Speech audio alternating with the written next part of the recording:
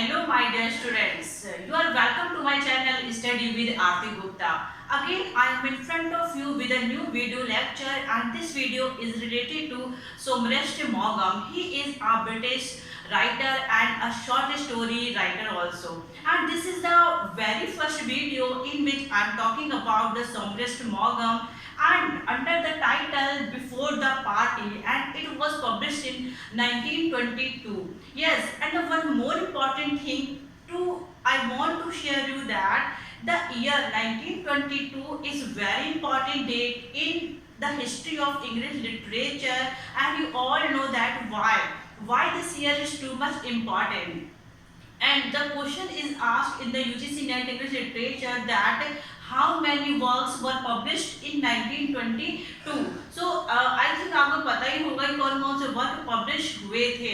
And exactly this short story was published in the Nash magazine. And this story is too much good, and the theme is very simple. You are able to understand it very easily. And exactly this short story or novelette is based on the relationship between the husband and a wife, how the husband died secretly, and he leaves his wife very alone, and at that time after the death of his husband she leaves his husband's house and come to England to live with her parents with a little child.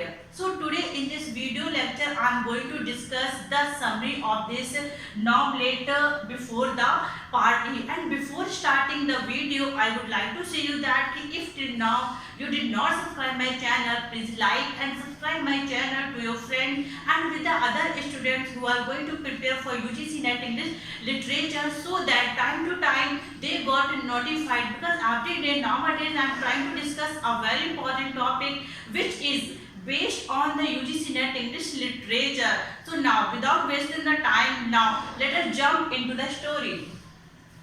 So these are the characters: the Skinners, Kathleen, Millicent, Harold, Conan, Haywood, Bishop.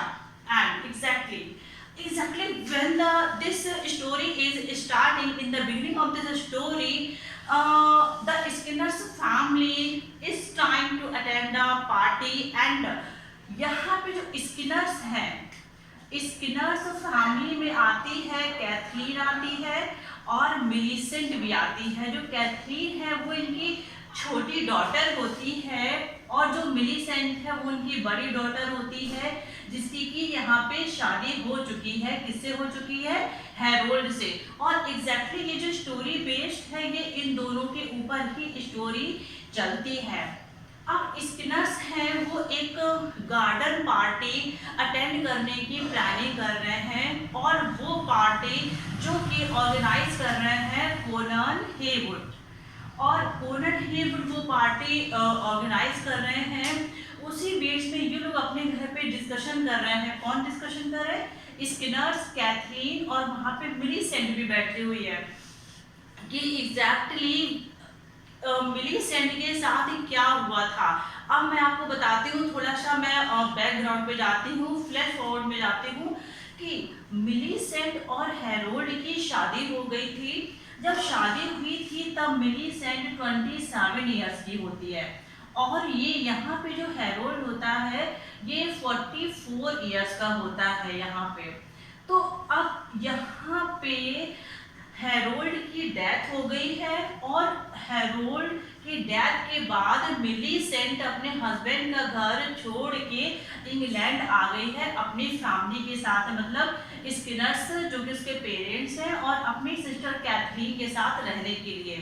अब यहाँ पे जब ये लोग party attend करने की planning कर रहे हैं, तो उस बीच में स्किनर्स और कैथरीन बातें कर रहे हैं, और एक जो साइलेंट कैरेक्टर है वहाँ पे वो होता है मिलीसेंट का, जो अपने एक छोटे से बेबी के साथ वहाँ पे है, लेकिन वो कुछ भी नहीं बोल रही है, वहाँ पे एकदम साइलेंट है. तो इसी बीच में कैथरीन मिलीसेंट से पूछती है कि मैं, एक कैरेक्टर होता है ग्लैडी हेवुड, कि मैं ग्लैडी हेवुड के साथ गोल्फ खेल रही थी तो उसने मुझे बताया कि एग्जैक्टली तुम्हारे हस्बैंड की मतलब मिलीसेंट के हस्बैंड की और उसके जो होते ब्रदर इन लॉ होते हैं, उनकी डेथ कैसे हुई है, ड्रिंक करने की वजह से हुई है। लेकिन तुम मिलीसेंट से बोलती है कि लेकिन तुमने तो ऐसा बोला था कि उनकी डेथ फीवर से हुई है, तो क्या एग्जैक्टली ये बात सही है, मैं जानना चाहती हूँ। तो इस बात पे मिलीसेंट कोई भी रिप्लाई नहीं देती है। और उसके बाद मिस्टर स्किनर जो इसके फादर होते हैं, मिलीसेंट और कैथलीन के फादर होते हैं, वो पूछते हैं मिलीसेंट से कि तुम बताओ कि एग्जैक्टली क्या है, क्या तुमने ये बोल दिया कि उसको फीवर हो गया था, ये कि तो क्या तुम्हारी ये मिस्टेक्स थी या तुम कुछ ऐसा है जो तुम हम लोगों से छुपा रही हो। हम लोग चाहते हैं कि तुम एग्जैक्ट चीज बताओ कि एग्जैक्टली क्या बात थी। लेकिन अभी भी मिलीसेंट कुछ नहीं बोलती है। उसके बाद इनकी मिलीसेंट और कैथलीन की मदर बोलती है कि बिशप ने मुझे ऐसा बोला था कि जो हैरोल्ड है इसका हस्बैंड, उसकी डेथ किसी की वजह से नहीं हुई थी, उसने सुसाइड किया हुआ था, उसने अपना गला काट लिया था, इस वजह से उसकी डेथ हुई है। तो एग्जैक्टली क्या है मैं ये जानना चाहती हूँ। और इतना कहते कहते ही जो इसकी मदर होती है, मिसेस स्किनर होती है, वो बहुत तेज तेज रोने लगती है। तो उनकी बेटी कैथरीन उनको कंसोल करती है और बोलती है कि आप रो मत, अगर आप रोएंगी तो आपकी आंखें रेड हो जाएंगी और जिसकी वजह से ये एक फनी मोमेंट हो जाएगा, क्योंकि हम लोगों को अभी पार्टी में भी जाना है। ऐसा बोलने के बाद अब यहाँ पे कैथरीन फिर से मिलीसेंट पे प्रेशर डालती है कि प्लीज तुम बताओ एग्जैक्टली क्या हुआ है। मुझे तो कुछ ऐसा सुनने में आया है कि जो हैरोल्ड था एक बहुत ही ज्यादा एक हैवी ड्रिंकर था, तो क्या ये बात सही है, तो मुझे बताओ। तो यहाँ पे जो मिलीसेंट होती है वो अपने फेस में स्माइल लेके आती है और स्माइल आने के बाद वो एक आयरॉनिकल एक एक्सप्रेशन उसके फेस में आता है, लेकिन वो अभी कुछ भी नहीं बोलती है, वो यहाँ पे चुप रहती है। और जो मिसेस स्किनर है वो कंटिन्यू रोए जा रही हैं और वो क्या करती हैं कि वो मिलीसेंट को गले लगा लेती हैं और सुबह सुबह के रोने लगती हैं। ये चीज़ मिलीसेंट को बिल्कुल भी अच्छी नहीं लगती है और वो अपनी मदर को एकदम रूडली उनका हाथ हटा देती है और अलग जाके खड़ी हो जाती है। उसकी मदर बोलती है कि हम लोगों को ये भी सुनने में आया था कि जब हैरोल्ड की डेथ हुई थी तो तुम उस टाइम वहाँ पे नहीं थी और जब तुम वापस आई थी तो बेड पे उसकी डेड बॉडी पड़ी थी, तो कि तुम कहाँ गई थी, ये सब चीज़ें क्या है एग्जैक्टली हम लोग जानना चाहते हैं। अब यहाँ पे जो मिलीसेंट है, अब वो यहाँ पे रिप्लाई देना स्टार्ट करती है और वो बताती है कि जब मेरी शादी हुई थी तब मैं तो 27 की थी और हैरोल्ड 44 का था, तो नो डाउट कि मैं उसको बिल्कुल भी पसंद नहीं करती थी, ना ही मैं उसको बिल्कुल लव करती थी। लेकिन आप लोगों को भी ये लगा कि मैं 27 की हो गई हूँ, मेरी शादी नहीं हो रही है, इसलिए आपने मेरी उससे शादी करा दी क्योंकि वो एक अच्छी पोस्ट में होता है। एग्जैक्टली यहाँ पे जो हैरोल्ड होता है वो एक कर्नल एडमिनिस्ट्रेटर होता है। अब यहाँ पे ये मिलीसेंट बताती है और बताती है कि जब मैं क्वाला सोलर जगह है जहाँ पर ये लोग मतलब मिलीसेंट और हैरोल्ड शादी के बाद रहने जाते हैं, तो ये क्वाला सोलर में रहने जाते हैं।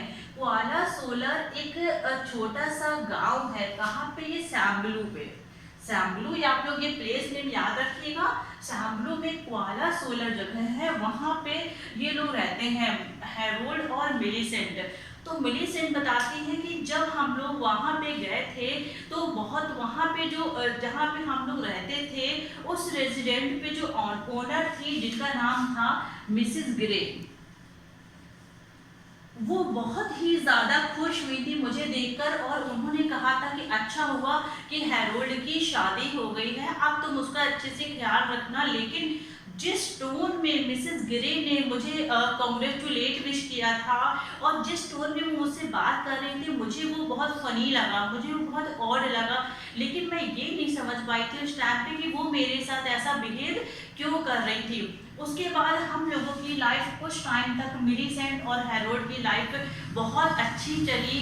उसके बाद उनको मिलीसेंट को कई बार लोगों ने ये कहा कि जो हैरोल्ड है वो एक बहुत ही हैवी ड्रिंकर है, लेकिन जब जब हैरोल्ड से पूछा गया तो हैरोल्ड ने ये बोला कि नहीं, मैं शराब नहीं पीता, मैं बिल्कुल भी ड्रिंक नहीं करता। तो यहाँ पे जब ये बात बोलती है तो मिस्टर स्किनर बोलते हैं कि नहीं, मुझे भी ऐसा लगता है कि हैरोल्ड एक हैवी ड्रिंकर नहीं था, वो तो बहुत ही एक मतलब जो बहुत ही ज़्यादा अनुशासन के साथ रहता है, डिसिप्लिन में रहता है, टाइम टू टाइम सारी चीज़ें करता है, वो तो ऐसा था। तो यहाँ पे मिलीसेंट क्या करने लगती है, मुस्कुराने लगती है उनकी बात सुन के।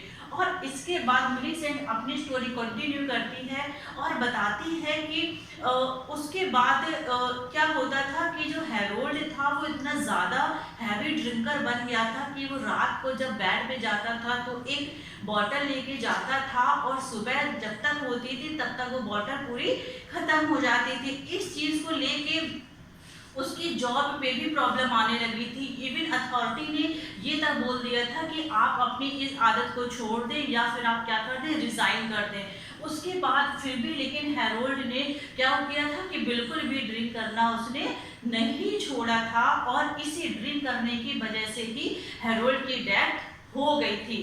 अब यहाँ पे ये सारी चीज़ें बताती है मिलीसेंट, और भी ये सारी चीज़ें बताती है कि कैसे वहाँ के लोगों का नेचर था। मिसेस गिरे जो थी वो बोलती थी कि एक जो बैचलर इंसान होता है वो काफ़ी टाइम ऐसा होता है कि कुछ गलत हरकतें करने लगता है, लेकिन आफ्टर मैरिज वो सुधर जाता है क्योंकि कोई उसकी केयर करने वाला होता है। तो मैं तब ये नहीं समझ पाई थी एग्जैक्टली वो किस सेंस में कह रही थी, लेकिन जब मैं मुझे काफ़ी टाइम हो गया, हम लोग 1.5 ईयर्स के बाद जब दोबारा मिसेस गिरे से मिलने आए तो हम लोगों को पता, तो मुझे ये पता चला कि एग्जैक्टली मिसेस गिरे का क्या इंटेंशन था ये बात बोलने के पीछे कि आप अच्छे से ख्याल रखना किसका, हैरोल्ड का, क्योंकि हैरोल्ड सबको पता था कि बहुत हैवी ड्रिंकर था। उसके फ्रेंड्स, उसके जानने वाले सभी लोग ये चाहते थे कि हैरोल्ड की शादी हो जाए तो शायद ये आफ्टर मैरिज ये सुधर जाए और उसकी ये हैबिट रिमूव हो जाए। ये सब चीज़ें मिलीसेंट बताती है अपने पेरेंट्स को और कैथरीन को। इसकी मदर फिर से तेज तेज रोना स्टार्ट कर देती है। कैथरीन इसको फिर से कंसोल करती है। तो इसकी मदर, कैथरीन और मिलीसेंट की मदर मतलब मिसेस स्किनर चिल्ला के बोलते हैं कि नहीं, अब मुझे पार्टी में नहीं जाना है। उनकी आवाज़ बहुत डरी हुई थी और वो बहुत ज़्यादा परेशान भी थी। तो उनकी डॉटर जो कैथरीन होती है वो बोलती है कि नहीं, अगर हम लोग पार्टी में नहीं जाएंगे तो ये और भी ज़्यादा फनिश मोमेंट हो जाएगा। अब यहाँ पे लोग पार्टी में जाने के लिए क्यों मना कर रहे हैं, क्योंकि पार्टी में बिशप भी आने वाले हैं, कॉनन हेवुड भी, ये तो ऑर्गेनाइज ही कर रहा है पार्टी, और ग्लैडी हेवुड भी पार्टी में आने वाले हैं। और इन लोगों को पता है कि हैरोल्ड ने क्या किया था, सुसाइड किया था। तो इसकी मदर को ये लग रहा है कि अब हम लोग जाएंगे तो इन लोगों से हम लोग किस तरीके से नज़र मिलाएंगे, क्योंकि अभी तक तो मिलीसेंट ये बोल रही थी कि उसकी हाई फीवर से डेथ हुई है, लेकिन एग्जैक्टली इन लोगों को तो सारी चीज़ें पता ही है कि हैरोल्ड की किस तरीके से डेथ हुई है। और हैरोल्ड की डेथ 8 महीने पहले, मतलब बिफोर 8 मंथ्स उसकी डेथ हो चुकी है। अब यहाँ पे जो कैथरीन अपनी माँ को समझाती है कि नहीं, हम लोगों को पार्टी में जाना चाहिए और मिलीसेंट को भी जाना चाहिए। तो इसकी मदर यहाँ पे उठती है और ये चिड़चिड़ा के उसकी मिलीसेंट की तरफ देखती है, लेकिन मिलीसेंट यहाँ पे कोई भी एक्सप्रेशन नहीं देती है। और यहीं पे ये जो नॉवलेट है, शॉर्ट स्टोरी है, ये यहाँ पे ख़त्म हो जाती है। वो सारी चीज़ें मिलीसेंट कैथरीन को और अपने पेरेंट्स को बता देती है कि एग्जैक्टली हैरोल्ड के बारे में क्या क्या हुआ था, और यहाँ पे लोग पार्टी में जाने के लिए तैयारी करने लगते हैं। तो आई एम श्योर कि आपको ये नॉवलेट और शॉर्ट स्टोरी बहुत अच्छे से समझ में आ गई होगी।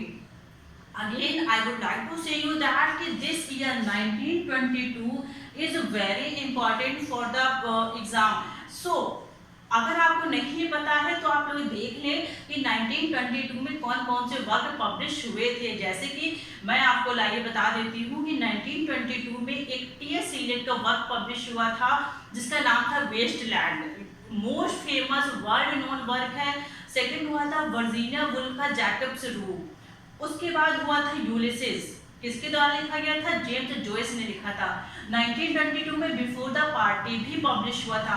1922 फिलिप लार्किन की डेट ऑफ बर्थ भी है। तो मैं आपसे ये चाहती हूँ कि जब आप एक चीज पढ़ें तो उससे रिलेटेड कई चीजें आपको याद आ जाए, स्ट्राइक कर जाए आपके माइंड में कि एग्जैक्टली क्या क्या हुआ था इस टाइम पे।